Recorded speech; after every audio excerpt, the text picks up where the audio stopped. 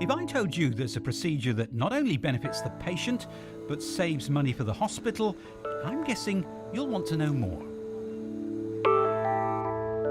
Well, this is New Cross Hospital in Wolverhampton, where there's been a new study of patients undergoing coronary artery bypass grafting.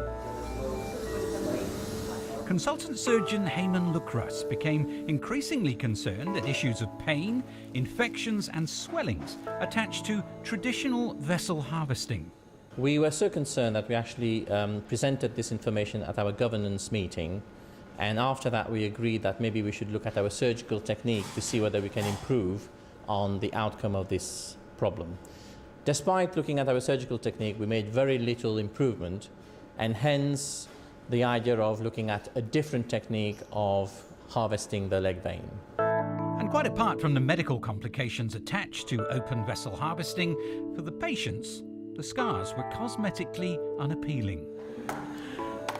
All this led to utilising endoscopic vessel harvesting at Wolverhampton, incorporating innovative technology like the Hemopro 2 device developed by Maquet.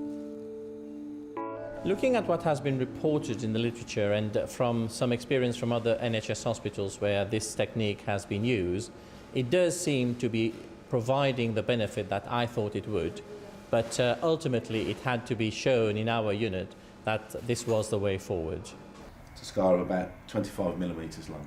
Stephen Davis has just had an operation involving endoscopic vessel harvesting. I was in on January the 27th, which was a Monday, walking on the Wednesday, out on the Thursday, and back into work on the Tuesday. How's your leg? The leg is fine, there's no problems whatsoever, and there hasn't been any problems at all.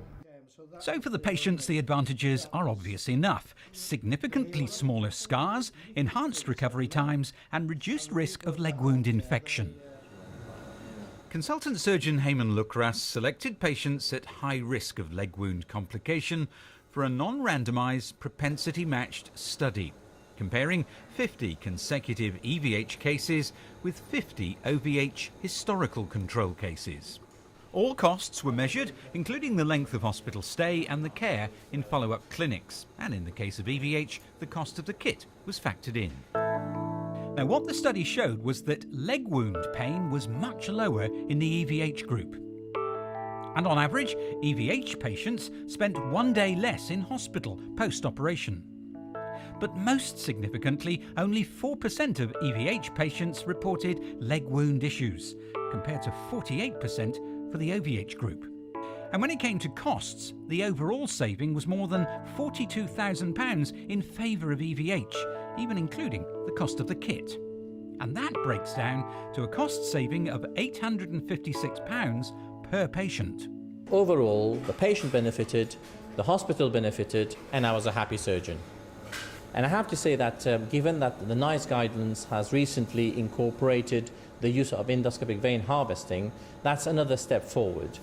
The European guidelines have also suggested that endoscopic vein harvest should be the way forward in terms of harvesting vein from the leg.